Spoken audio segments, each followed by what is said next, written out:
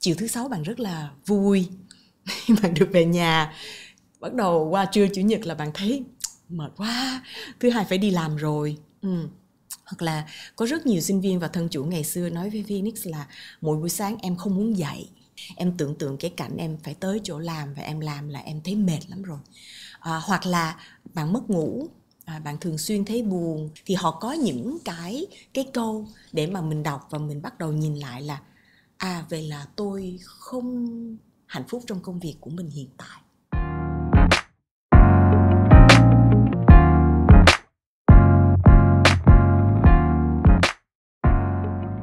Xin chào mừng mọi người đã quay trở lại với Education. Hôm nay chúng ta đến với tập 14. Và hôm nay Hùng rất vui có thể mời đến studio hôm nay một khách mời rất đặc biệt, là chị Phoenix Hồ. Chào chị. Chào Hùng. Trước khi mà Hùng với chị Phoenix có một cái buổi trò chuyện, và cái chủ đề hôm nay hai chị em quyết định là sẽ nói với nhau, đó là những cái trăn trở về sự nghiệp của những cái bạn ở độ tuổi 30. Và trước khi Hùng có thể trao đổi sâu hơn với chị Phoenix thì chắc là Hùng muốn chia sẻ một tí xíu background về chị Phoenix để mọi người thể hình dung về cái công việc của chị. Thạc sĩ Phoenix Hồ là đồng sáng lập và giám đốc điều hành của doanh nghiệp xã hội hướng nghiệp Sông An. Chị Phoenix tốt nghiệp cử nhân ngành quản trị kinh doanh, thạc sĩ tham vấn phát triển nghề nghiệp tại Mỹ, thạc sĩ quản lý giáo dục tại Úc. Và tính đến thời điểm này thì chị đã có hơn 16 năm kinh nghiệm trong các lĩnh vực này. Thì để bắt đầu buổi nói chuyện với chị Phoenix, có nghĩa là em mới đọc được một cái báo cáo gần đây ở Mỹ, là khi họ có thực hiện một cái nghiên cứu khảo sát trên 1.000 người ở độ tuổi millennial, họ đưa ra một cái fact rất là mạnh mẽ, là có đến hơn 47% ứng viên khi họ được hỏi thì họ đều thể hiện một cái mong muốn là lẽ ra họ nên lựa chọn một cái con đường sự nghiệp khác đi. Thì cái con số này nó khá là gây bất ngờ và nó khá là gây sốc với em. Thì đứng góc độ một chuyên gia mà gọi là tham vấn về nghề nghiệp á, thì chị nghĩ sao về cái kết quả này? Mình không ngạc nhiên, mình thực sự là không ngạc nhiên. Mình nghĩ là nếu như ở Việt Nam mình mà có một cái cùng một cái cuộc phỏng vấn tương tự thì mình nghĩ chắc con số cũng không có ít hơn rất là nhiều đâu ạ.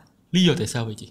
Mình đang nói về thế hệ đang khoảng 30 cộng đúng không? Dạ đúng rồi. Cũng là thế hệ đó đang được phỏng vấn trong cái dự án này. Và nếu mà mình đi câu chuyện đó đưa về với người Việt của mình thì Phoenix nhớ trong cái lần đầu mà Phoenix và Hùng Võ có trò chuyện với nhau á, thì tụi mình nói là hay là mình chọn cái lát cắt của các bạn 30 cộng. Tại vì và cái ý của Hùng rất hay lúc đó, tại vì mình thấy Hùng có những cái ý tưởng khá là thú vị. Hùng nói là 30 hơn thì chắc người ta cũng đã đi làm một thời gian rồi, cũng đã hiểu đủ về cái công việc, về nghề nghiệp, về những người làm chung, về nơi mà mình làm. Thì cái trăn trở lúc đó chắc là nó cũng đã đủ sâu sắc ha. Thì mình nghĩ đó là một trong những lý do là ở cái tuổi 30 cộng là người lao động họ có đủ những cái góc nhìn khác nhau và trải nghiệm trong nghề nghiệp để họ có thể thực sự lúc đó là nhìn lại những cái ảnh hưởng từ gia đình, từ xã hội, và bây giờ tôi tự nhìn lại thì tôi có đang thực sự mãn nguyện trong nghề nghiệp của mình hay không. Mình nghĩ cái độ tuổi, sự chín chắn và sự trải nghiệm nó giúp cho người ta bắt đầu đặt ngược lại câu hỏi tôi và nghề nghiệp của tôi, mối quan hệ nó đang như thế nào. Em nghĩ nó cũng có một cái insight khá là thú vị, là thông thường em không biết nó có đúng ở phía phương Tây không, nhưng mà phải ở châu Á thì người ta hay nhìn những cột mốc 10 ấy. 20 tuổi, Vận, 30 trong tuổi, tử vi. rồi 40 tuổi. Thì cái 30 tuổi nó là một cái cột mốc mà nó giống như là người ta sẽ thường có buộc hoặc là chủ động nhìn lại xem rằng là mình đã trải qua cái gì, mình đã làm được cái gì, rồi những cái dự định trong 10 năm tiếp theo mình ra sao. Thì em nghĩ có lẽ là cái insight đầu tiên là bởi vì cái cột mốc 30 đó cột mốc cần phải nhìn lại. Rồi mà sau khi nhìn lại thì theo giống như cái khảo sát đó, có vẻ là khi mọi người nhìn lại thì mọi người đã mong ước là mọi người có thể có một sự lựa chọn khác đi. Thì em muốn hỏi là đứng một cái góc độ một cái chuyên gia làm trong cái ngành khai vấn sự nghiệp và nghề nghiệp này rất là lâu rồi á, thì đâu là những cái nguyên nhân chính đó chị, khiến người ta có cái sự trăn trở đó, khiến người ta cảm thấy rằng người ta nên có một cái cách tiếp cận khác đối với sự nghiệp? Cái công việc của mình nó rộng hơn chỉ là tham vấn hướng nghiệp, nó là giáo dục và tư vấn hướng nghiệp, hoặc là giáo dục và tham vấn hướng nghiệp. Thì ở đây trong công việc của mình á, thì và rất là nhiều thầy cô và anh chị đi trước á, là tụi mình phải nhìn ở những góc độ khác nhau. Tức là khi tôi làm giáo dục hướng nghiệp tôi làm cho số đông, và khi tôi làm tư vấn hoặc tham vấn hướng nghiệp thì tôi làm cho một. Thì khi mà mình làm được từ những cái góc nhìn khác nhau, và mình phải hợp tác rất là nhiều bộ phận khác nhau. Ví dụ như ở trong trường đại học thì phải gặp các thầy cô bên marketing chẳng hạn, các thầy cô bên kỹ thuật chẳng hạn, các thầy cô ở bên ngành quản trị kinh doanh vân vân. Thì khi chúng ta làm những cái công việc giáo dục rộng như vậy cho từ cấp 1 lên trên đại học và sau đại học, và làm với nhân sự nữa, thì chúng ta có được rất là nhiều những cái lát cắt hay là góc nhìn rất là hay. Và song song đó thì mình làm với từng người một, thì những cái câu chuyện nó đi rất sâu vào. Quay lại câu hỏi của Hùng, Phoenix rất thích cái cách Hùng nói là từng 10 năm một chúng ta nhìn lại. Thì mình có một người bạn khá là thân, anh ấy làm bên, không phải làm bên mà anh ấy có một cái nghiên cứu riêng và sở thích bên phong thủy và tử vi. Thì anh hay dùng cái từ là vận, anh hay nói tam thập di lập vân vân, những cái câu rất là đối với mình nó khó hiểu.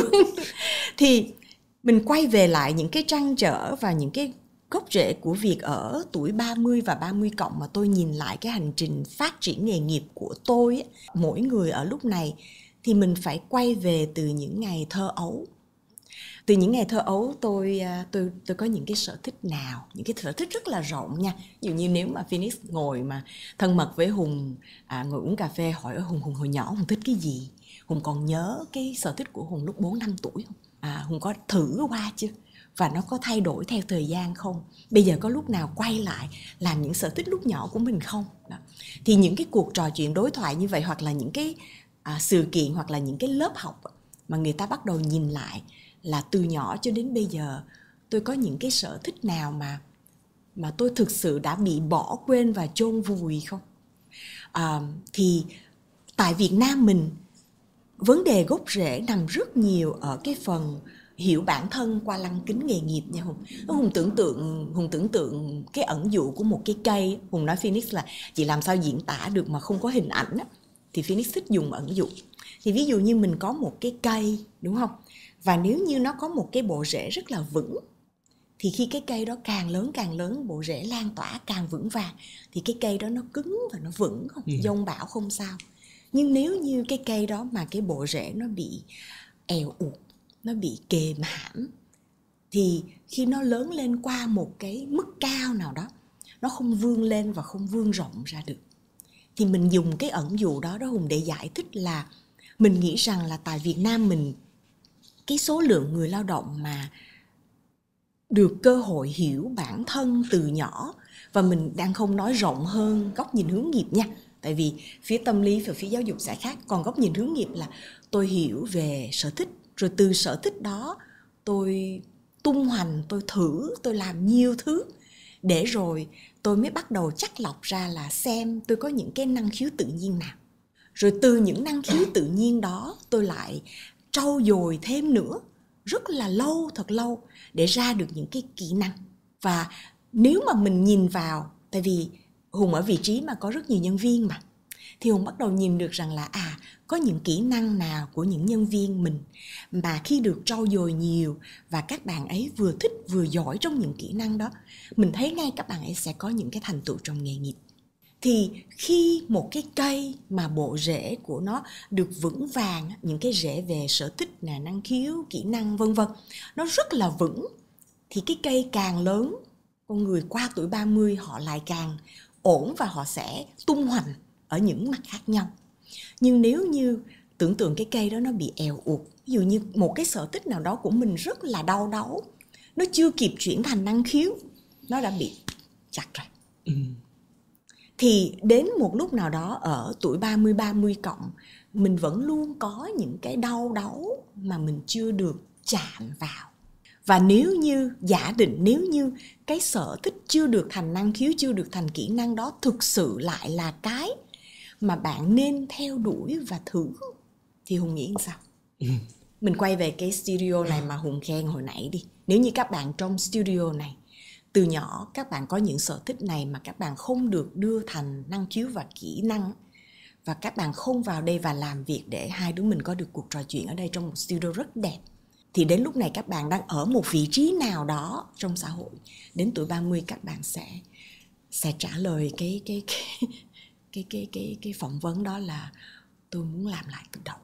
Có nghĩa là chị Phoenix đang muốn đưa ra một cái nhận định là một trong những cái trăn trở, một trong những cái đấu tranh nội tại của một cái người đi làm ở độ tuổi 30 thì có thể đã bắt đầu cái chuyện là họ đang làm một cái thứ không phải thật sự họ thích, bởi vì họ đã không có một cái sự thấu hiểu bản thân, đúng không chị? Đúng, đồng ý với Hùng. Và mình xin sửa chút xíu thôi, tức là họ đã chưa bao giờ có cơ hội để họ trải nghiệm và họ thử ở cái phần đó. Cho nên ở tuổi 30 có thể đó là một cái phần bên trong họ mà họ chưa bao giờ được đào bới, tìm hiểu, kéo lên và hiểu về mình qua góc nhìn hướng nghiệp.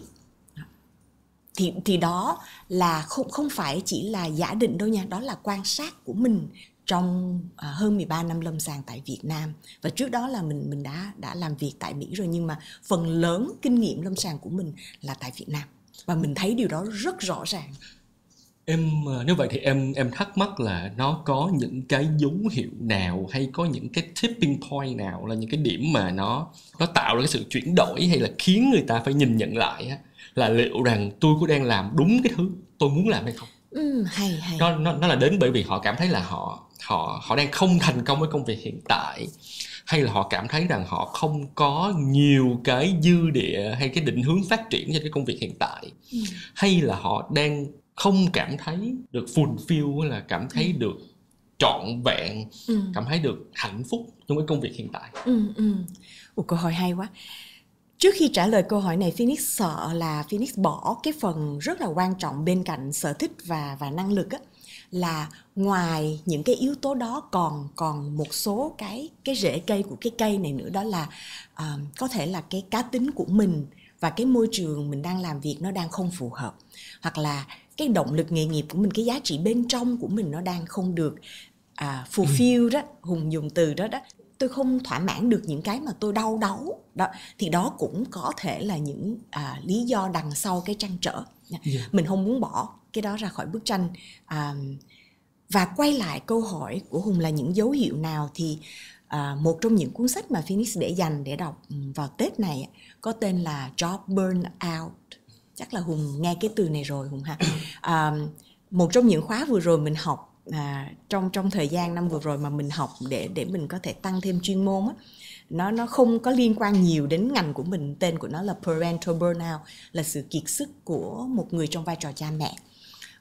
Và cuối năm này mình muốn đọc về Job Burnout, mặc dù là tụi mình đã học từ hồi xưa, nhưng mà mình muốn đọc lại cái cuốn này mới ra vào năm 2021 để mình xem những cái dữ liệu mới như thế nào. Thì có những cái nơi nghiên cứu họ sẽ ra một cái danh sách đó Hùng, ví dụ như là bạn đọc danh sách này rồi bạn đánh dấu những cái mà giống bạn, thì chiều thứ Sáu bạn rất là vui bạn được về nhà. Bắt đầu qua trưa Chủ nhật là bạn thấy mệt quá, thứ Hai phải đi làm rồi.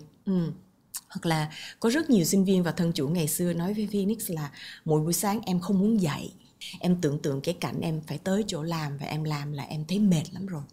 Hoặc là bạn mất ngủ, bạn thường xuyên thấy buồn, bạn biết rằng mà bạn cần công việc này vì bạn cần cái thu nhập này trong vai trò của một người lo cho gia đình, vân vân.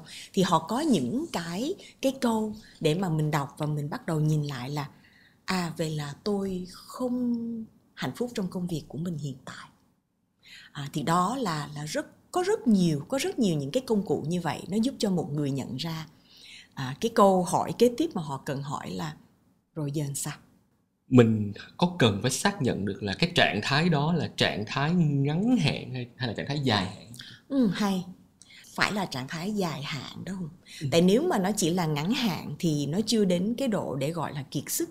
Thông thường là người ta hay hỏi là bạn bị tình trạng này bao lâu, bắt đầu từ khi nào, thì nếu như mà 3 tháng trở lên là rất là không ổn. Tưởng tượng mình một tuần là mình đã mệt rồi đúng không? Mà thường một tuần có khi là cái dự án đó nó khó quá, bực bội quá, gây nhau với ai đó.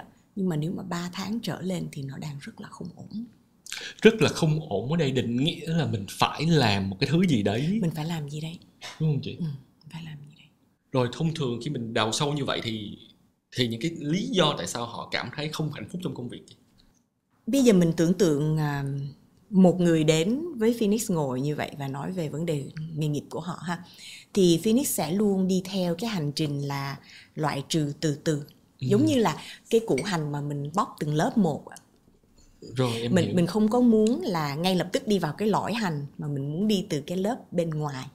Thì trong hướng nghiệp á, với một người ở 30 cộng á, thì Phoenix sẽ hỏi về, như Hùng vừa hỏi, những cái dấu hiệu nào và vì sao bạn đến đây, và ngày hôm nay bạn cùng với tôi mong nhìn lại những cái gì. Thì một trong những điều đầu tiên mà hai người, mình với lại người đối diện cùng nhau làm, đó là mình sẽ cùng họ nhìn lại sở thích. Nhìn xem là cái công việc mà đang trả lương cho họ chính á, và cái sở thích của họ nó có sự tương xứng với nhau nhiều hay không. Và ngoài cái việc đó thì mình sẽ cùng với họ dùng một cái công cụ rất là đơn giản là mật mã Holland, và cùng nhìn lại xem là hãy quay lại ở những cái tuổi còn thơ á. Và đây là cái công cụ mật mã Holland, 6 nhóm đặc tính cá nhân của tôi ấy. Thì tôi nhìn lại xem là những cái sở thích từ ngày còn thơ của tôi, nó có bao giờ có cái nhóm nào mà nó đã bị trôi vào quên lãng, hoặc là bị cắt không, hoặc là bị tôi lờ đi hay không. Và thú vị ở chỗ là khi mà mình hành nghề tại Mỹ ha, hoặc là tại Úc á, thì người ta rất ít khi dùng cái công cụ Holland này cho người trên 30. Nhưng khi Phoenix về Việt Nam, thậm chí sau này sinh viên ra trường đi làm trong ngành quảng cáo quay về nói Phoenix, chị hồi xưa sao không dùng công cụ này với em? Tại vì hồi mình mới về mình không bao giờ nghĩ rằng là trên 20 tuổi mà người ta còn cần công cụ này. Tại vì ở những nước như Úc và Mỹ, Singapore và Đài Loan thì cái này nó đã được dùng trong cấp 2 và cấp 3 rồi. Em hiểu, có nghĩa là em cứ hay nhớ đến một cái câu chuyện là mọi người hay nói rằng nó có cái sự khác biệt giữa tuổi vật lý và tuổi tâm lý vậy đó. Có nghĩa là thông thường nếu mà mình ở lúc mà giáo dục ở cái thời mà còn phổ thông, còn đi học còn nhỏ, nếu mình dành nhiều thời gian để mình giúp cho một cái học viên của mình, học sinh của mình họ hiểu được bản thân thì nó sẽ không có cái tình trạng là đến 30 tuổi còn không hiểu rõ về bản thân, còn không biết mình thật sự mong muốn cái gì là điểm mạnh, điểm yếu của mình, đó là khuynh hướng của mình, đúng không chị? Dạ đúng. Và mình không có dám nói về hiểu bản thân chung á, tại vì câu đó nó rất triết á Hùng. Mình chỉ dám nói về cái góc nhìn hướng nghiệp nó rất là cụ thể, là tôi có gọi tên được là cái thiên hướng sở thích tự nhiên của tôi là gì hay không. Thì mình rất là, mình không biết sao nhưng mà mình gặp rất là nhiều các bạn có những cái đặc tính của tổ hợp kỹ thuật và nghệ thuật. Mỗi lần bước vào những studio như ngày hôm nay là mình ngay lập tức mình nhìn, tại vì các bạn ấy là thường là làm ở những môi trường này. Thì họ thường hay kể là Phoenix hỏi thì mình mới nhớ, mình đã gặp một anh 55 tuổi nha. Và anh nói là Phoenix, anh gặp Phoenix để xem lúc về hưu anh có được làm cái anh thích không. Mình nói vậy anh có muốn làm với em một công cụ rất đơn giản không anh? Nó rất là đơn giản và nó dành cho những người trẻ, nhưng mà tại vì anh chưa bao giờ thử thì hai anh em mình cùng nhau làm. Thì khi mà cùng nhau trò chuyện, tức là không phải trắc nghiệm đâu mà chỉ là trò chuyện dựa trên cái nền tảng đó, thì anh mới nói trời Phoenix ơi, anh không thể tưởng tượng được là anh có những đặc tính của nhóm nghệ thuật. Anh không bao giờ nghĩ anh là người sáng tạo. Nhưng mà tất cả những câu chuyện của ảnh về việc là ảnh làm thơ tặng vợ lúc ngày đầu mới cua chỉ nè, rồi ảnh bây giờ vẫn còn thích những viết thơ nè, sáng tác, rồi để bút danh riêng rồi đàn guitar nè, rồi hiểu không Hùng? Tức là ngay lập tức cái thế hệ của anh á là những cái liên quan đến cái đó nó quá xa xỉ đi. Cho nên năm anh lớp 8 là anh để hết nó vào một cái rương, anh khóa nó lại, tại vì anh cần phải thực tế. Anh là con trai trưởng trong gia đình, anh phải thực tế, anh không được và anh không sờ đến nó nữa. Và mỗi lần anh nghĩ nó là anh bỏ nó đi luôn. Thì đến năm 55 tuổi anh mới ngồi nhìn lại là không có nghĩa là bây giờ anh đổi nghề, nhưng mà anh hình như anh chưa bao giờ cho một phần đó của mình nó được sống. Ngay cả khi nó sống nhỏ nhỏ, 1 tuần 2-3 tiếng, 5-6 tiếng cũng được, anh chưa bao giờ cho nó sống. Cho nên anh luôn có cái cảm giác là nó có một cái khoảng trống bên trong lòng anh. 55 tuổi nhìn lại sở thích nghề nghiệp và anh nói trời ơi, anh là người sáng tạo hả Phoenix, nghe dễ thương. Em có thể hiểu là nãy giờ, tại vì nãy chị Phoenix bảo là một trong cái phương pháp là loại trừ. Có nghĩa là, và cái việc đầu tiên là dùng cái phương pháp của Holland để xác định. Thì em muốn hiểu là cái xác định đây có là xác định được cái nguyên nhân đầu tiên là cái người đó có đang chọn sai nghề không? Mình chưa thể kết luận sai nghề ngay lúc đó được. Cái người đó có khi nào có những cái sở thích nghề nghiệp của họ chưa bao giờ được chạm hay không? Và những sở thích nghề nghiệp đó nó mạnh tới mức nào? Tại vì Phoenix gặp rất nhiều người mà nói rằng Phoenix, em có đặc tính của nhóm nghệ thuật, em thích nhảy, em thích biểu diễn, nhưng em biết nó chỉ là các bạn sinh sau 95 nha, nó là sở thích của em không dùng nó kiếm tiền, tại vì nếu em kiếm tiền vì nó em sẽ bị áp lực. Nhưng Phoenix ơi, em có câu lạc bộ, em thích mặc đồ đẹp và cuối tuần em đi trang điểm cho người khác. Nó được sống Hùng, và nó được sống ở một cái vị trí quan trọng trong cuộc đời. Nhưng bạn biết điều đó. Còn cái mà Phoenix muốn loại trừ của những người 30 cộng, 50 cộng á, đó là anh chỉ có bao giờ cho một cái phần của mình nó chết, khai tử nó trước khi nó được ngoi đầu lên hay không. Thì đó là một câu chuyện rất là nguy hiểm. Em muốn hỏi rõ là nếu trong trường hợp mà mình hiểu rằng họ có một cái khao khát rất là lớn ở một cái thứ gì đấy mà có vẻ không phải là thứ họ đang làm, thì cái sự ảnh hưởng nó đã ảnh hưởng đến mức độ nào chị? Nó tùy á. Cái đầu tiên và quan trọng nhất là nhận ra Hùng. Ví dụ như câu chuyện của Hùng đi. Đến một tuổi nào đó Hùng nói là em bước vào giáo dục, em không dám nói em là nhà giáo dục, nhưng em bước vào giáo dục. Thì cái sở thích truyền đạt, giúp đỡ, đưa thông tin đến người khác, nó là một trong những cách nói của người làm giáo dục, phải không? Tôi truyền đạt tư tưởng, tôi muốn thay đổi qua một cách nào đó. Thì cái nhóm đó, đặc tính đó tụi mình gọi là đặc tính của nhóm xã hội. Thì Hùng bằng cách nào đó Hùng nuôi dưỡng nó đến này khi và đến lúc mà cơ hội đến thì Hùng cho nó được sáng tỏ và được hiện thực hóa ở EduStation. Hùng không có khai tử nữa, đúng không? Thì nó, cái trăn trở đó Hùng mới đẩy nó ra chứ. Thì nó mạnh tới mức nào là mỗi người họ phải nhận ra điều đó. Tại vì cái quan trọng là tôi có nhận thấy không? Và tôi biết rằng là thì ra là tôi có cái phần này nó đang thiếu, nó trống. Họ dùng cái từ là em thấy trống đó. Thì nếu như từ lúc mà họ nhận ra cho đến lúc mà họ chấp nhận và họ thử một cách vô tội vạ, thử không giới hạn, tức là thử, cái lúc thử này là thử đại, thử tùm lum hết, thì sau đó họ mới quyết định là nó có mạnh mẽ đến như thế nào. Nhưng đây mới là cái các lớp vỏ đầu tiên là xác định coi là họ có đang bị thiếu một cái gì không, họ có đang có cái thứ gì đó mà họ muốn làm nhưng mà họ vẫn chưa làm hay chưa không. Thử.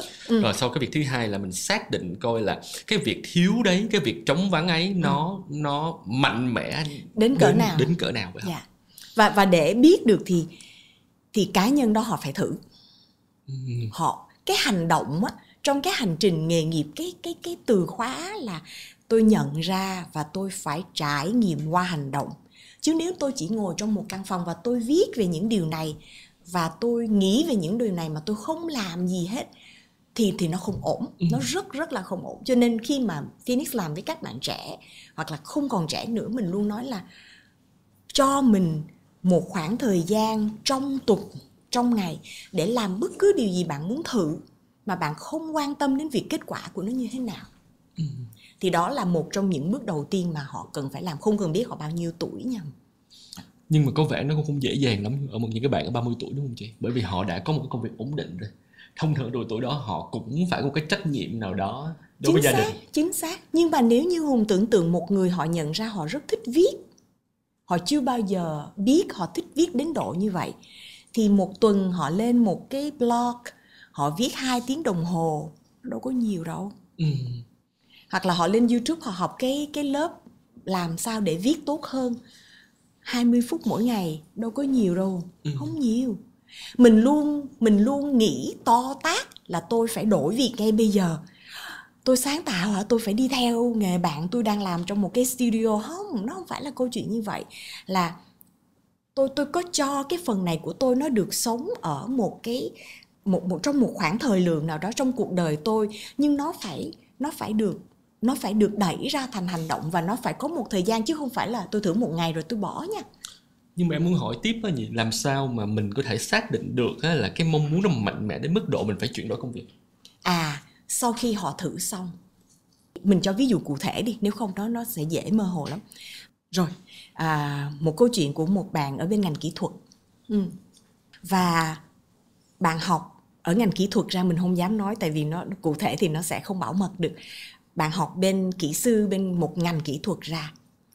Và trong lúc bạn đi làm, bạn mới nhận ra là bạn cực kỳ thích công việc bên ngành tâm lý. Và bạn vẫn đang làm ở trong ngành kỹ thuật tốt nha. Và trong lúc bạn làm thì bạn thấy là khi bạn làm với các bạn trẻ hơn, bạn rất thích làm việc với con người. Cái nghề của bạn làm việc con người ít lắm, nhưng bạn rất thích đi đào tạo, đi dạy những cái lớp nhỏ nhỏ. Xong rồi bạn mới từ từ thử.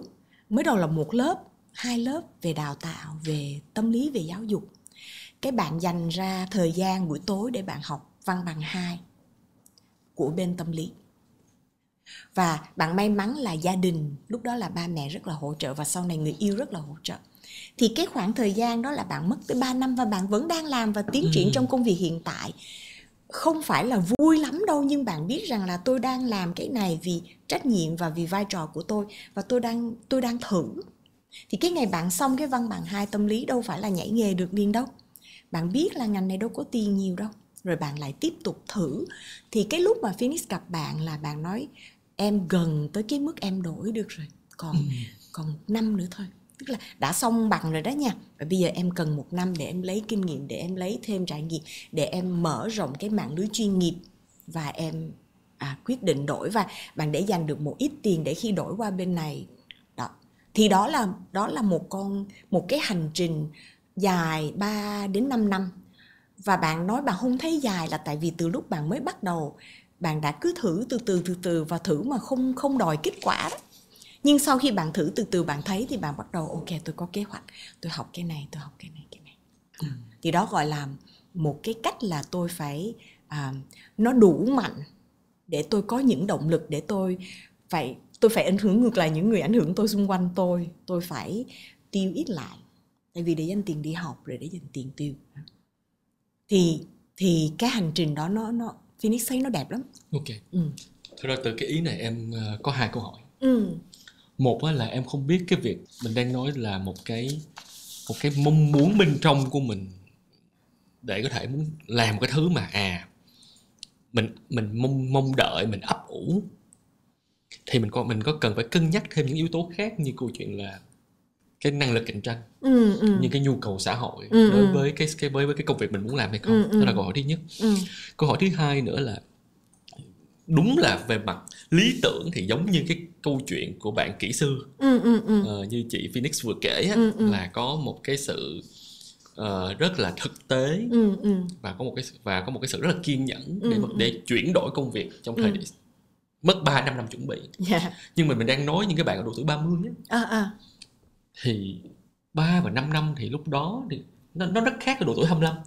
25 rồi kêu mình có thể có một cái sự chuẩn bị đó đến, thì đâu đó 5 năm sau thì mình vẫn 30 tuổi thôi. Thì có lẽ vẫn là cái gì đó rất là khả thi. Nhưng mà 30 đợi đến 35 thì em nghĩ nó không có hề dễ dàng. Mình có nghiên cứu là thật sự là với những người vào tuổi 30 mà đang có những cái struggle trong công việc như vậy thì đó có phải là một cái phương án mà mình có thể làm được không chứ? cái câu hỏi đầu đó nó liên kết rất nhiều với câu hỏi thứ hai á Hùng, cho nên cho mình quay về cái câu hỏi đầu là bạn cần cân nhắc những yếu tố nào. Thì cái đầu tiên là như Hùng nói là bạn có mong muốn chuyển đổi đủ, cái mong muốn của bạn nó có đủ mạnh hay không. Thì để bạn biết nó có đủ mạnh hay không thì bạn phải thử đã. Bạn phải có trải nghiệm để xem từ cái sở thích đó nó có thành năng khiếu không. Tại vì đôi khi tôi thử tôi mới biết là tôi không hề có năng khiếu, đúng không? Rồi tôi có năng khiếu rồi nó có trở thành những cái kỹ năng để tôi cộng với lại cái kỹ năng tôi đã có sẵn, cộng lại tổ hợp để tôi đi qua một vị trí mới hay không. Đó là những cái câu chuyện đó. Thì bên cạnh cái đó còn những cái yếu tố rất là thực tiễn, như là nghề nghiệp nó không có tách rời ra khỏi cuộc sống. Và Hùng nghe những cái bài viết và đọc những bài viết và những cái nghiên cứu gần đây thì mình thấy rằng là nghề nghiệp không thể tách khỏi những cái vai trò khác của một người làm chồng, người làm cha, người làm con, trưởng trong gia đình, làm cháu đích tôn vân vân. Mình không tách ra được. Vậy thì ở tuổi 30 cộng, đâu là vai trò ảnh hưởng quyết định nghề nghiệp của tôi nhất? Tôi có còn độc thân không? Tôi có phải lo cho ba và mẹ tôi đang ở những cái tuổi già không? Sức khỏe ba mẹ tôi có đang ổn không? Ba mẹ tôi có tiền để dành để tự lo cho họ không? Dưới tôi có mấy đứa em tôi cần phải hỗ trợ nó vào đại học hay không? Mình không biết được. Thì cái câu hỏi, một trong những câu hỏi mà họ phải tự hỏi là cái vai trò của tôi ở thời điểm hiện tại nó cho tôi được cái sự tự do ra quyết định tới mức nào? Và dựa trên cái đó thì người ấy mới ra quyết định là cái việc mà tôi chuyển đổi, tôi có chuyển đổi không, hay là tôi sẽ dừng lại ở một cái góc nhỏ như là tôi làm education chứ giờ Hùng đâu thể nào bỏ hết Hùng đi dạy toàn phần được, đúng không? Hoặc là tôi sẽ cho nó bao nhiêu phần trăm của cái phần nghề nghiệp của tôi, hoặc là tôi sẽ để dành nó đến ngày mà tôi bớt cái trách nhiệm thì tôi mới bắt đầu. Thì nó sẽ mở ra cho người ta một cái góc nhìn rất là, Phoenix hay gọi là cái mục tiêu trong cái nghề giáo dục và tư vấn hướng nghiệp, đó là làm sao cho người đối diện mình họ bình an ở bên trong nhất có thể. Tôi có thể chưa làm được điều này ở tuổi 32, nhưng tôi tin rằng tôi có thể bắt đầu nó ở tuổi 42, thậm chí ngày tôi 60 tuổi. Tức là tôi không có ngồi đây và nghĩ rằng là cuộc đời mình nó chấm dứt rồi đó, mình đang làm sai ngành, sai nghề rồi, mình không vui nữa. Nhưng nếu tôi đặt lại câu hỏi là tôi chọn tiếp tục ở nơi hiện tại và tôi sẽ thay đổi cái chất lượng bằng cách là tôi học thêm chút ở đây ở kia để tôi được làm những thứ tôi thích bên ngoài, vì vai trò chính của tôi bây giờ đang là gì đó. Thì như vậy, người mà ra quyết định, cá nhân của người lao động họ nói là tôi là người ra quyết định, tôi biết vì sao tôi ra quyết định này, tôi chịu trách nhiệm với quyết định này, và tôi vẫn có những cái kế hoạch nho nhỏ cho cái sự hạnh phúc của tôi ở trong nghề nghiệp. Thì đó là một điều rất là quan trọng ở cái chỗ là mình không có suy nghĩ theo cái kiểu là trắng hay đen, có hay không, mà là tôi có một cái cách nào để mà tôi đổi cái góc nhìn, để từ khi tôi đổi góc nhìn tôi có nhiều cái giải pháp cho cái vấn đề của tôi hơn là chỉ là đổi việc. Nên cái podcast của tụi mình đi hay ở là nó không phải là đi hay ở đâu, mà là đưa ra nhiều cái góc nhìn. Giống như là khám phá lại bản thân và khám phá lại những cái không gian lựa chọn bản thân. Mình thích cái cụm từ đó. Okay. Không gian lựa chọn.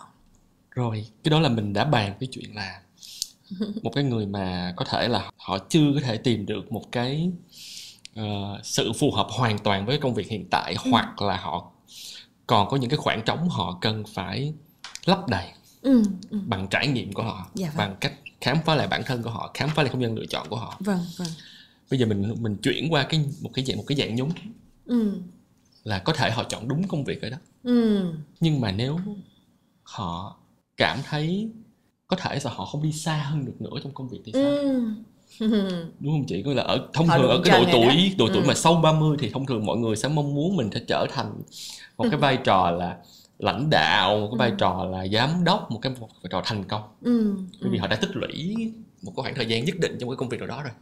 Nhiều khi đó là 7 đến 10 năm rồi. Thì nếu một ngày đó họ phát hiện ra, hay họ tự nhìn nhận là, hay họ nghĩ là có lẽ là tôi không còn có nhiều cái không gian phát triển trong cái công việc này nữa. Và điều đó tạo ra cái sự không hạnh phúc của họ. Thì trong trường hợp đó, với một người là giáo dục và khai vấn công việc và nghề nghiệp giống như chị Phoenix, thì chị sẽ khuyên gì hả? Mình xin lỗi nhưng mình không phải làm bên khai vấn. Giáo dục và tư vấn hướng nghiệp, hai cái khác nhau lắm Hùng. Câu hỏi này mình gặp rất là nhiều Hùng nha, gặp cả ngay cả những anh chị mà họ đang ở trong vị trí đó. Phoenix ơi, mình không còn chỗ để phát triển nữa. Trên cái vị trí trên mình lâu lắm mới đi, cho nên nó biết không phải đó. Khởi nghiệp thì không nổi rồi, không có tiền rồi đúng không? Và mình thấy bị bó tay bó chân và không còn động lực. Thì cái lúc đó là mình giả định rằng là sở thích đã ổn, nó rất là phù hợp ha. Đang dùng những cái kỹ năng tạo động lực là tôi vừa thích, tôi vừa giỏi nha. Đó. Và cái mà tôi đang muốn đây là tôi không còn không gian phát triển ở cái tổ chức mà tôi đang làm nữa.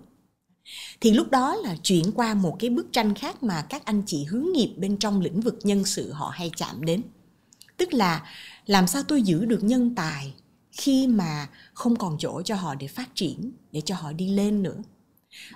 Thì một trong những điều mà thường tụi mình hay ngồi và hỏi và trò chuyện với nhau đó là anh chị có muốn phát triển hàng ngang nữa không?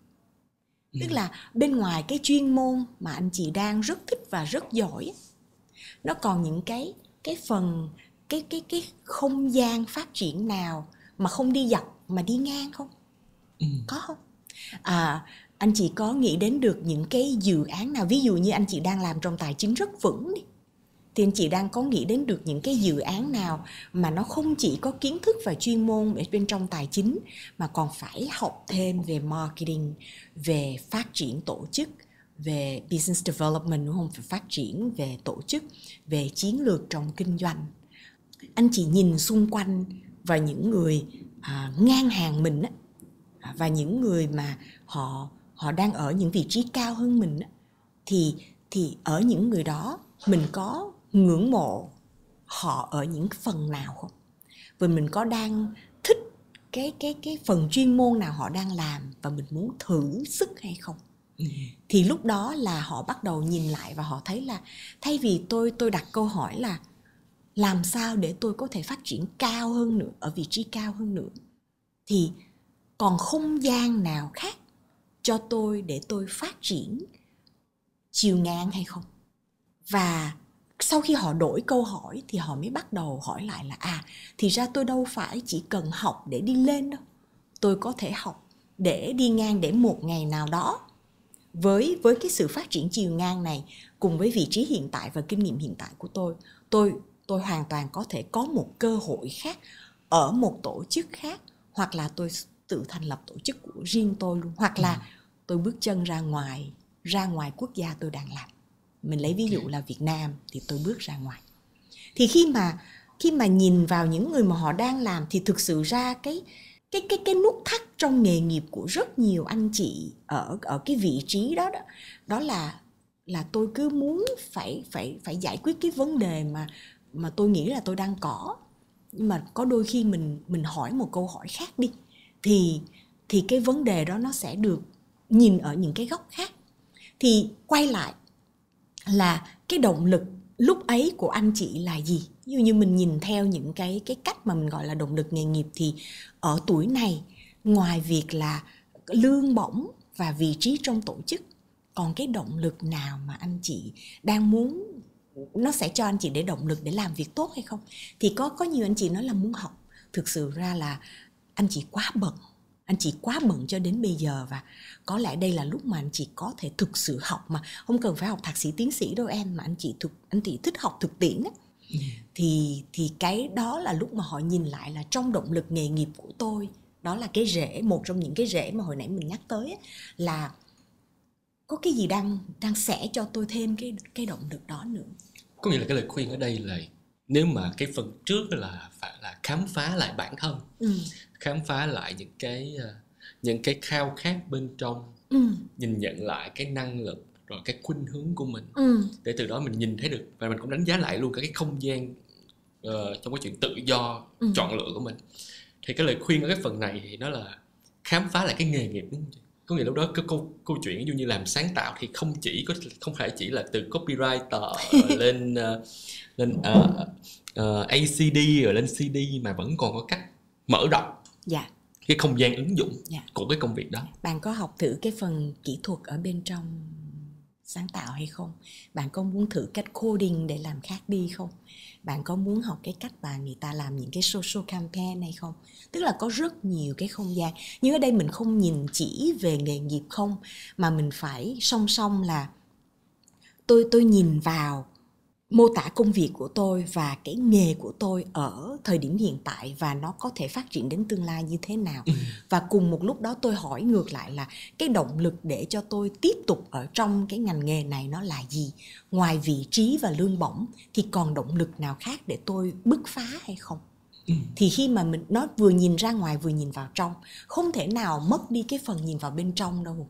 Không thể, nó luôn luôn phải quay về bên trong cùng một lúc với lại nhìn ra bên ngoài.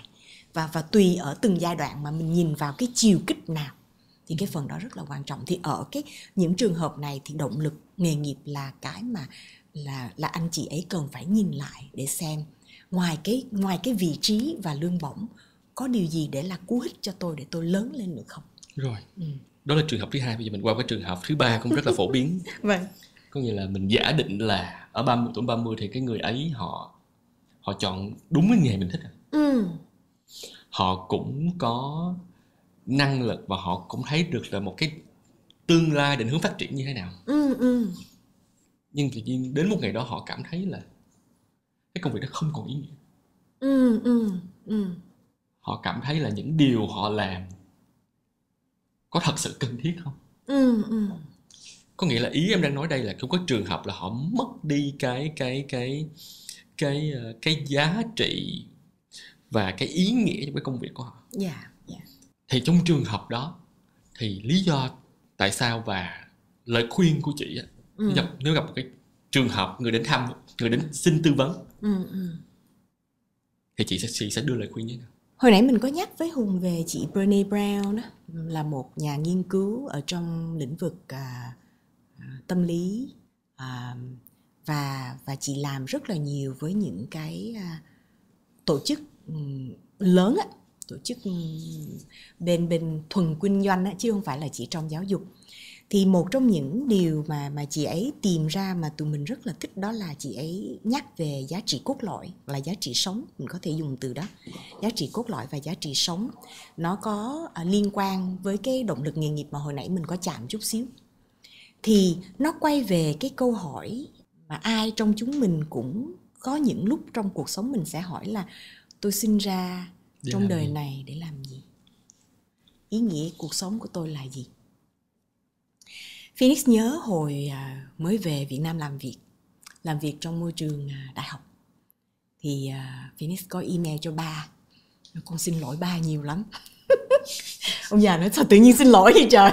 Nói ba, con không hề biết là có những em sinh viên mà khi con hỏi là em sinh ra trong cuộc đời này để làm gì, thì các em ấy trả lời nha, trong những cái buổi workshop á, buổi dạy, là em sinh ra trong cuộc đời này để mang lại hạnh phúc cho ba mẹ em. Và rất nhiều điều em làm là để mang lại hạnh phúc cho ba mẹ em.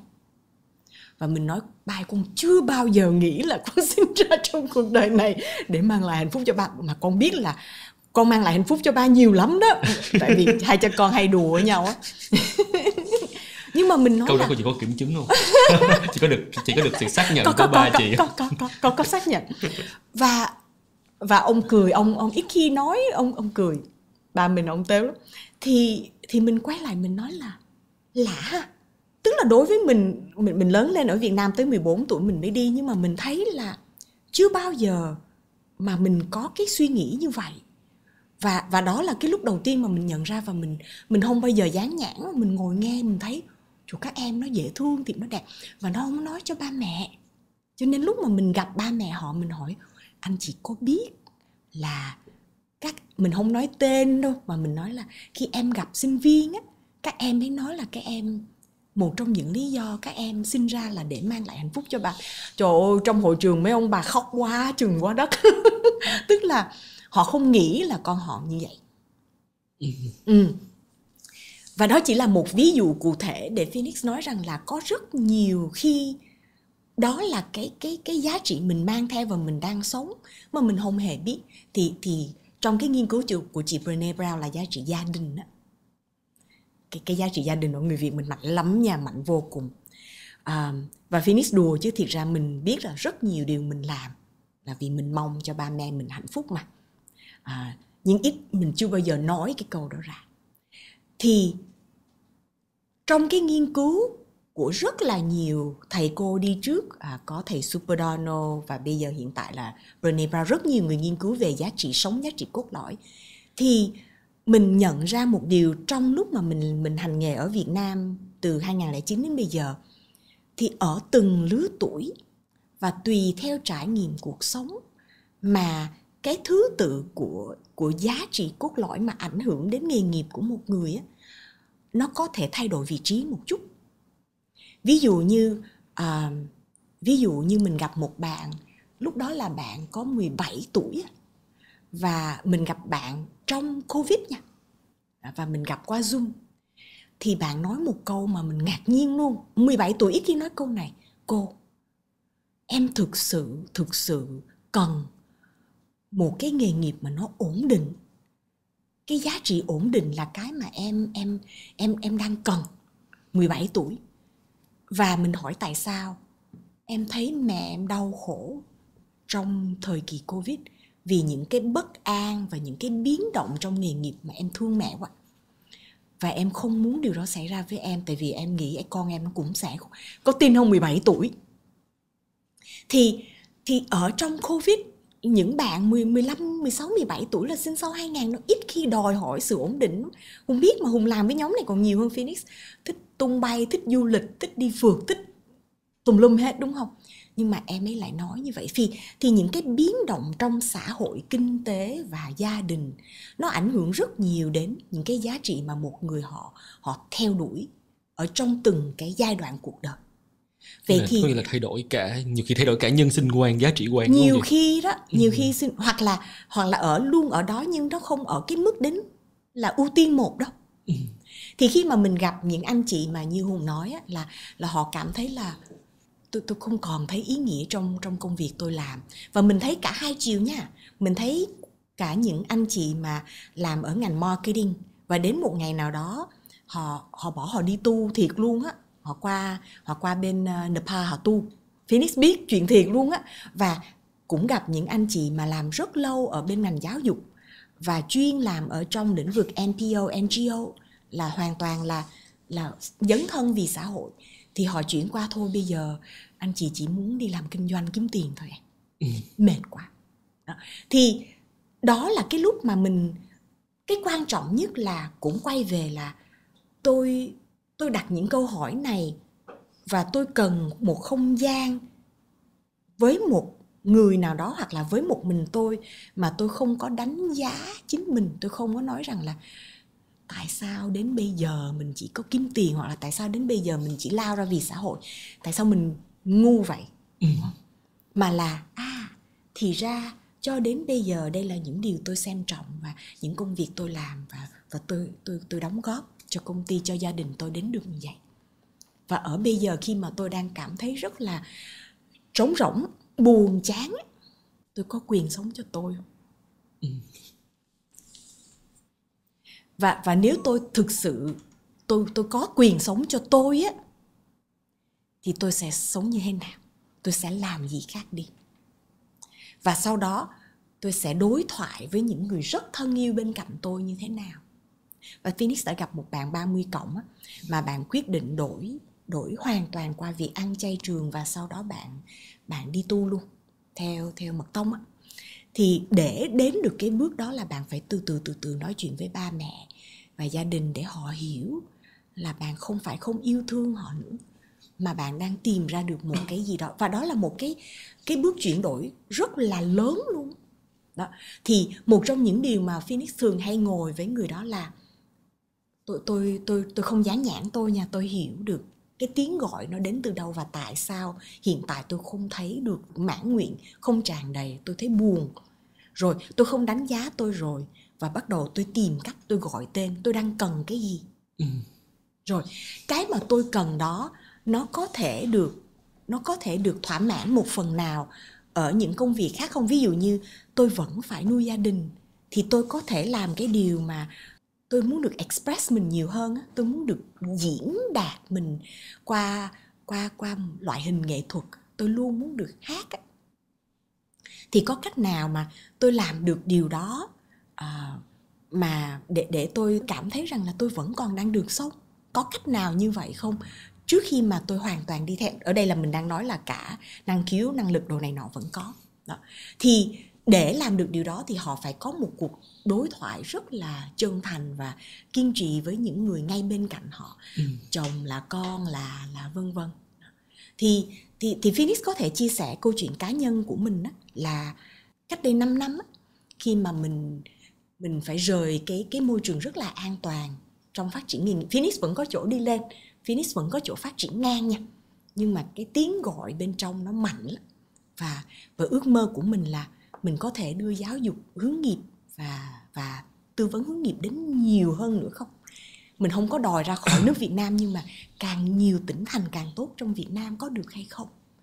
Thì để làm được điều đó thì mình phải trò chuyện rất là nhiều người xung quanh mình viết email cho ba, mình chia sẻ với ông xã, mình nói chuyện với con trai, mình nói chuyện với những người mà ảnh hưởng tới mình trong cuộc sống, và mình không hỏi ý mà mình thông báo và mình đang thấy cái kế hoạch đó như thế nào đó. Xong rồi mình và đồng sáng lập Sông An gặp nhau, và biết là con đường mình đi nó sẽ khó khăn như thế nào. Thì khi mà mình chuyển đổi nó cũng từ từ. Tại vì trước đó vai trò làm mẹ là quan trọng nhất, là mình phải luôn ở đó cho con trai, bất cứ lúc nào bạn đi học về, buổi tối bạn cần, mình không có đi làm xa nhiều, vân vân. Thì khi mà bây giờ bạn lớn hơn rồi thì cái nhu cầu của bạn với mẹ, thì ra con trai nó cũng muốn có những lúc nó đừng hỏi thăm con, con hỏi. Thì mình mới bắt đầu thấy được là nó là một cái sự chuyển đổi không hề dễ dàng. Có điều là nó có thể xảy ra, và bất cứ chuyển đổi nào trong nghề nghiệp hay cuộc sống nó đều không dễ. Nhưng mà mình vẫn thấy nó tốt hơn là bạn cứ ở cái chỗ mà bạn đang bị kẹt và bạn không làm gì cả, và bạn tiếp tục kẹt và bạn tiếp tục khó chịu, và người xung quanh bạn, sếp bạn, đồng nghiệp bạn, gia đình bạn, bạn bè bạn, tất cả những người đó đều bị ảnh hưởng. Không phải chỉ một mình họ không vui đâu. Thực ra cái phần trả lời của chị cho em rất nhiều cái gợi ý. Thứ nhất là đầu tiên nó xoay cái ý là tôi có thể sống cho tôi được không? Em muốn hiểu sâu hơn cái ý này. Cái thứ hai nữa là em cũng rất là thắc mắc á, mình có cái bước nào để giúp mình xác định thật sự cái vấn đề của bạn đang gặp, bạn đang nhận định đúng vấn đề đó chưa? Câu hỏi hay quá. Ví dụ như là mình nói là cái nghề này, nghiệp này nó không có ý nghĩa. Như em một cái quan sát đi, giống như em làm marketing đến giờ là 18 năm đi. Thì thật ra trong năm đầu tiên em không thích marketing. Em làm marketing ok chỉ bởi vì mình competitive mà, mình làm mình đã chọn, mình muốn mình làm tốt nó, mình làm giỏi nó. Xong rồi sau 5 năm đầu tiên thì em mới nhận ra là quá là mình chưa biết gì về marketing cả. Xong rồi em lại có 5 năm tiếp theo rất là excited, có nghĩa là rất là hưng phấn đi marketing. Sau cái 10 năm đầu tiên thì tới 5 năm tiếp theo em lại rất là struggle. Em lại rất là băn khoăn là cái marketing mình làm có ý nghĩa không ta? Mình có đang tạo ra nghiệp không ta? Mình có đang thúc đẩy chủ nghĩa tiêu dùng quá mức không ta? Rồi sau đó thì em đã đi đến một cái trạng thái khác là em hiểu rõ cái gì marketing có thể làm được, những gì marketing không có thể làm được, và em ít nhất cũng có sự tự do để làm cái thứ marketing mà em mong muốn. Thì ý em ở đây là đôi khi nếu em dừng cái không đi sâu hơn nữa, không khám phá hơn nữa thì có thể em đã không làm marketing nữa với một cái nhận định là ok, marketing là cái nghề mình chẳng có gì tự hào cả, một cái nghề mà mình khi làm mình luôn luôn cảm thấy trăn trở, mình luôn luôn phải đấu tranh nội tại. Thì cái việc đầu tiên em muốn hỏi là ở vai trò của chị có bao giờ suy nghĩ là phải giúp cho người ta đầu tiên đó, cái vấn đề đó có đúng phải là vấn đề không? Rồi cái vấn đề đó là mình đã revisit chưa? Mình có thử nhìn lại cái vấn đề đó ở những cái khía cạnh khác nhau không?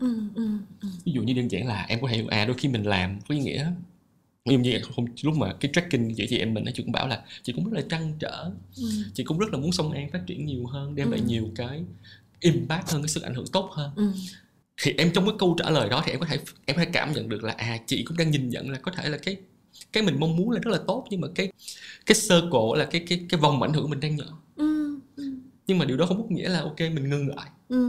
Khi mình sẽ học làm sao để mình có thể mở rộng sự ảnh hưởng đó hơn. Câu hỏi hay lắm. Hoặc thậm chí là mình thấy rằng cái ảnh hưởng đó mình nghĩ nhỏ nhưng chưa chắc nó nhỏ. Nhiều khi mình có thể mình nghĩ là trong một năm mình chỉ giúp được có 10 người, 20 người thôi, nhưng mà 10 người, 20 người thôi cũng đã rất là ý nghĩa rồi. Như cái câu là nhiều khi cứu độ một người giống còn hơn xây 7 tháp chùa vậy đó. Câu hỏi này nó đi vào cái nguyên tắc đạo đức hành nghề của ngành mình. Và nó cực kỳ quan trọng để bất cứ anh chị nào mới học về hướng nghiệp đều hỏi Phoenix câu này. Và càng mới vào nghề lại càng băn khoăn về việc liệu câu trả lời có đúng không? Lỡ như mình hướng nghiệp sai làm sao Phoenix? Mình chịu trách nhiệm cả cuộc đời người ta hả? Thì cái đầu tiên, một trong những nguyên tắc đạo đức hành nghề rất quan trọng của ngành giáo dục và tư vấn hướng nghiệp đó là tự chủ. Và tụi mình viết ngay trong cái câu của Sông An luôn là chúng tôi làm tất cả những điều này hướng đến một điều là để người sử dụng dịch vụ có thể tự chủ trong hành trình phát triển nghề nghiệp của họ. Có nghĩa là gì? Không có câu trả lời đúng. Mình không có cho đáp án, mình không có cho trắc nghiệm ra câu trả lời không. Vậy thì nó quay lại là cái hành trình của mỗi người. Nó sẽ tùy rất nhiều vào chính bản thân họ. Và Phoenix sẽ dùng một cái ẩn dụ, đó là nó là một cái tiến trình spiraling forward. Mình chưa tìm ra được tiếng này trong Việt Nam á. Tức là mình tưởng tượng giống như cái vòng xoắn ốc mà nó sẽ tiến về phía trước. Hùng mới bước vào marketing, Hùng ở chỗ này, Hùng chưa hiểu về bản thân mình, chưa hiểu về nghề marketing.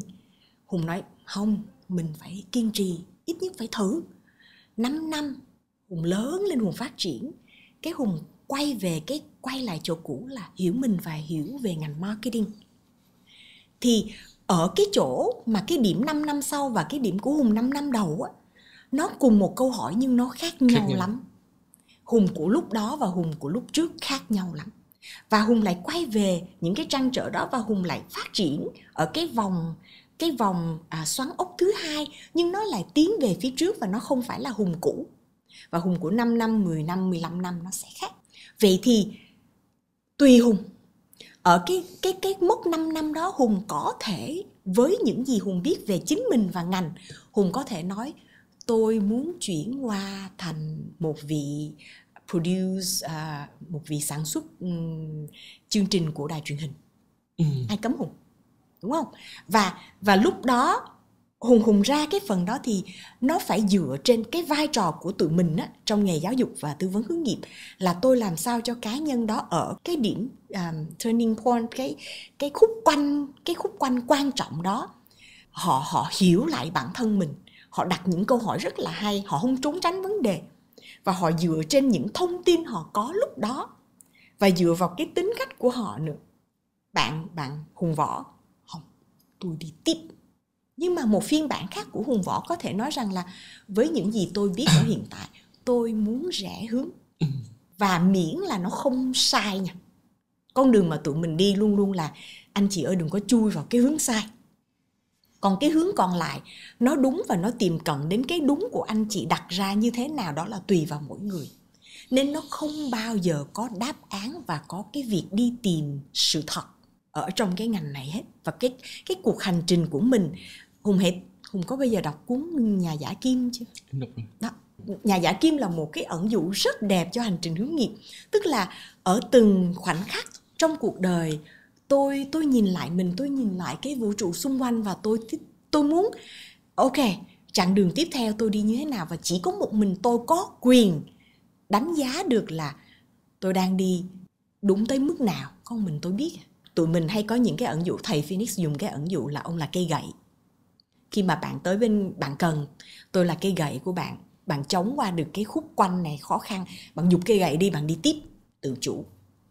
Sông An chọn Sông An là vì dòng sông đi, mình mong muốn là khi mà họ đến, họ gặp mình ở cái giai đoạn chảy xiết hoặc là cạn khô, thì mình cùng hành trình với họ để họ trở thành dòng sông an bình, rồi mình đi chỗ khác, rồi họ đi tiếp.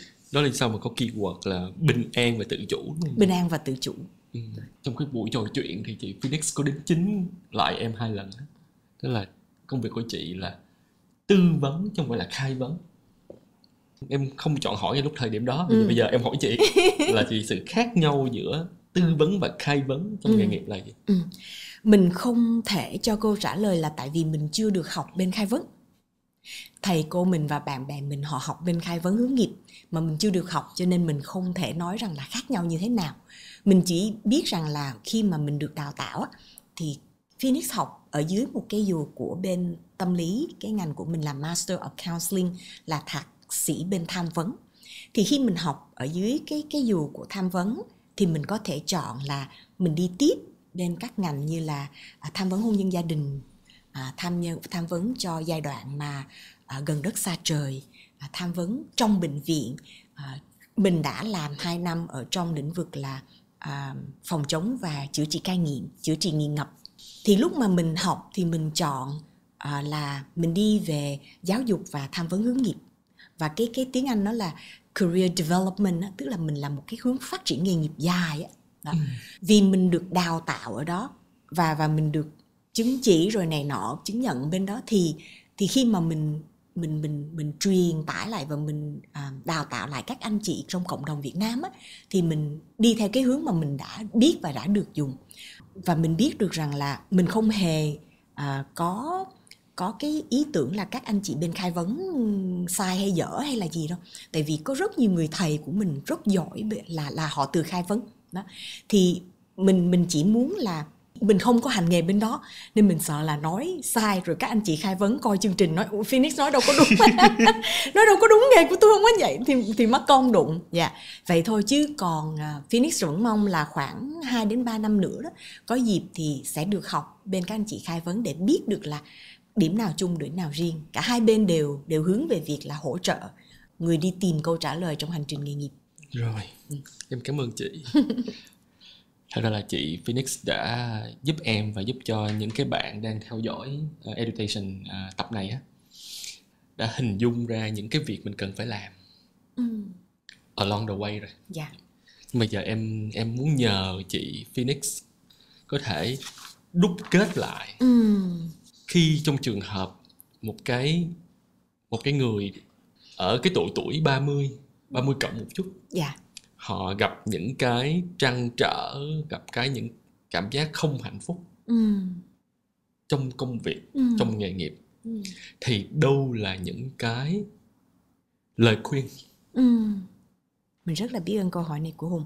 Tại vì mình nghĩ là thì một trong những điều mà Phoenix muốn chia sẻ và muốn đưa đến người xem và người nghe, đó là tâm thế. Cái điều này rất là cần cho một người đang ở trong một vị trí mà tôi tuyệt vọng, tôi mắc kẹt, tôi mệt. Em rất thích từ mắc kẹt.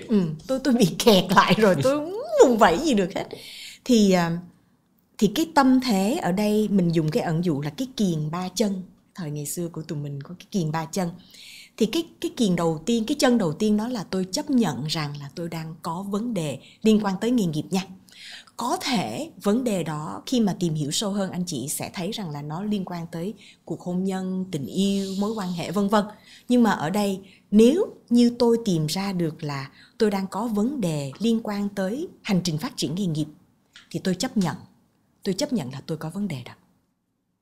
Cái thứ hai là cái tâm thế, cái chân thứ hai của cái kiềng này, đó là hy vọng.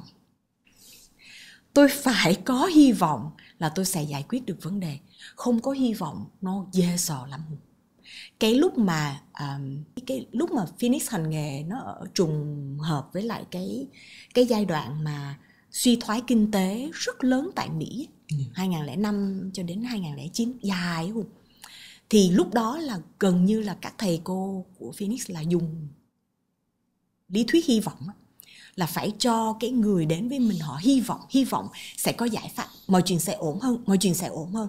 Tại vì nếu tôi không có sự hy vọng đó, không ai giúp được tôi và tôi không giúp được tôi. Đó là cái điều thứ hai. Cái chân thứ ba của cái ẩn dụ kiền ba chân đó là tôi hy vọng tôi chấp nhận và tôi hy vọng mình nên không đủ, tôi phải có hành động, và hành động này phải đi kèm với sự kiên trì. Trong cái hành trình phát triển nghề nghiệp, nếu bạn không có hành động thì bạn sẽ mãi mãi ở chỗ bạn bị kẹt. Có khi bạn nhìn người ta nhìn bạn đang lớn lên đó, nhưng mà ở bên trong bạn vẫn mãi mãi đông cứng ở cái chỗ bạn bị kẹt ở tuổi 30. Bạn không có muốn điều đó xảy ra. Và bạn phải hành động, và khi bạn hành động nó phải đi kèm với sự kiên trì. Cái câu chuyện mà Hùng nói á, phải làm. Và tôi làm thì nó mới ra được cái bước kế tiếp. Thì cái đó là cái đầu tiên. Và không dán nhãn và không đúng sai. Không dán nhãn, không đúng sai. Tôi chấp nhận tôi là ngay lúc đó. Cái thứ hai, cái thứ hai liên quan tới hành động đó là mình cùng với đồng sáng lập Sông An vẽ ra một cái mô hình đó, tụi mình gọi là hành trình từ sở thích đến thành tựu. Thì hai chị em nói thấy khó hiểu quá cho nên vẽ ra. Thì cái mô hình này nó đơn giản lắm. Phoenix thì thường gọi nó là cái sàn gạo, tại vì cái thế hệ 7X của Uyên nói chị nói sàn gạo không ai hiểu đâu, chị già quá rồi. Nên tụi mình dùng nó thành cái ẩn dụ là phễu lọc. Thì cái phễu đầu tiên là hãy nhìn lại sở thích và hãy cho phép mình sống cho mình, dù chỉ chút ít, một vài giờ trong tuần cũng được, nhưng mà hãy cho mình sống, hãy cho cái sở thích đó nó được sống, tung hê nó ra đó. Rồi trong khi tôi thử thì tôi quan sát, tại vì tôi thử không mà không quan sát cũng nguy hiểm, là cái sở thích nào nó thực sự có năng khiếu, đúng không? Tại vì Hùng có những sở thích không có năng khiếu, đúng không? Ví dụ làm hot education này chứ. Đó, cái này có năng khiếu, nói bậy. Hùng có sở thích nào không có năng khiếu không? Ví dụ như Phoenix có người bạn là nó hát trong phòng tắm thôi, thì nó không có năng khiếu hát. Thì đó, hát hay không bằng hay hát, nó là cái sở thích không có năng khiếu. Thì tôi phải từ sở thích đó nó trở thành năng khiếu, thì tôi mới tiếp tục trau dồi. Và từ cái năng khiếu đó tôi trau dồi một thời gian là tôi trở thành kỹ năng. Thì cái kỹ năng này nó sẽ ra những cái thành tựu nhỏ nhỏ. Thì mình gọi là cái hành trình từ sở thích đến thành tựu. Nó không phải tự nhiên đi cái ọt từ sở thích. Tức là mấy em mà sinh sau 2000 nó nói cô có cách nào đi cái ọt từ sở thích đến thành tựu?